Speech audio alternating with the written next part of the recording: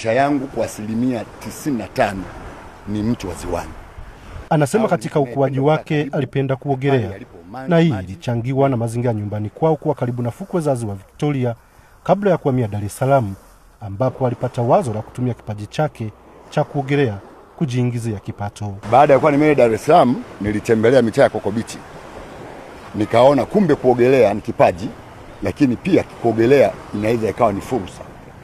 Hivyo basi nilitoka Dar es Salaam nikaamua kuja Bukoba kwa ajili ya kuja kufanya mapinduzi makubwa kwenye swala zima la kuogelea kama burudani, lakini pia kama sehemu ya kusaidia jamii iweze kuhamasika kuzitumia fukwe inavyotakiwa.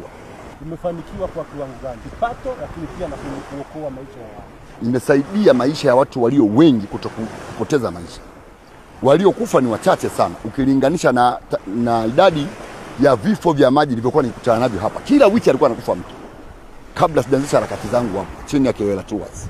Kati ya watu ambao tunashirikiana nao katika shughuli za maokozi majini ni watu ambao wanatambulika kwa majina ya Beach Boy. Wao shughuli kubwa wanayofanya ni kwamba endapo kunakuwa na tukio lolote la mtu kuzama kwenye ziwa au kwenye mto, wanajitolea kwenda kufanya maokozi ili kuweza kupunguza athari ambazo watu wanaweza wakazipata. Swala la kipato, sisi hatufanyi kazi kutafuta pesa. Pesa ni matokeo ya kile ninachokifanya. Na naomba nieleweke. Palipo na kazi yenye muendelezo, yenye usimamizi makini, hiyo kazi pasina shaka ni lazima ipo siku itakuja kunilipa. Mbali na uangalizi wa wageni wanaofika katika fukwe hizo, anasema shughuli yake nyingine ni kufanya usafi wa mazingira katika eneo hilo. Kwa sababu fukwe kama majira haya ya kipindi cha baridi, fukwe inaleta maji, yanaleta takataka nyingi. Kwa hiyo unajikuta muda wote ili eneo letu liendelee kuwa zuri na kupendeza na kuvutia walio wengi, tunashughulika na mazingira kwa kiwango kikubwa. Bila mazingira, bila kusafisha ufukwe, basi hiyo bichi haipo. Mchunguza na hiyo na hatari ya watu walio wengi kutofuata utaratibu maalum wakati wa kuogelea. Swala la swimming outfits kama nilivyosema awali, ndugu zetu au wageni wetu hawajawa na muamko wa kuja kwenye fukwe. Kwa hiyo hata swala la kuambia kuogelea ni mtihani. Lakini hao ambao wanajaribu kuogelea hata outfits hawazijui. Ipo swala la walimu wanakuja na shule, wanafunzi wanaingia majina ni uniform. Kitu ambacho ni hatari sana kwa sababu nguo za kuogelea zinajulikana. Ni nguo ambayo inatakiwa iwe plain kama mcheza mpira. Lakini je, anazungumziaje mitazamo ya watu ambao wamekuwa wakiitoa juu ya Beach Boy? Na naomba hili lieleweke. Beach Boy ni wale wanaosimamia shughuli zote zinazofanyika ufukweni.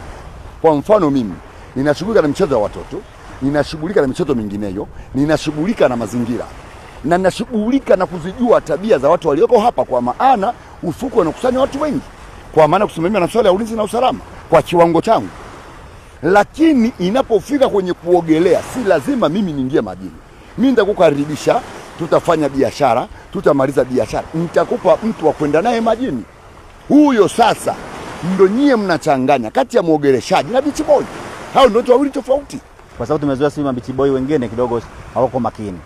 Kwa hivyo tumeshuhudia kama Dar es Salaam watu wanatapeliwa, binti anaingia kuogelea, anazulika huko, lakini yeye amekuwa ni mtu wa tofauti sana.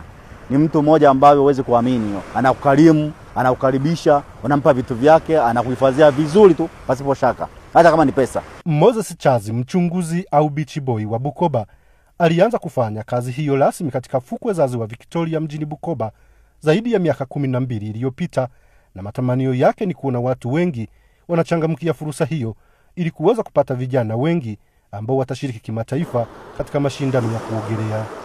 Benson Eustace, Habari Weekend, Bukoba, Kagera.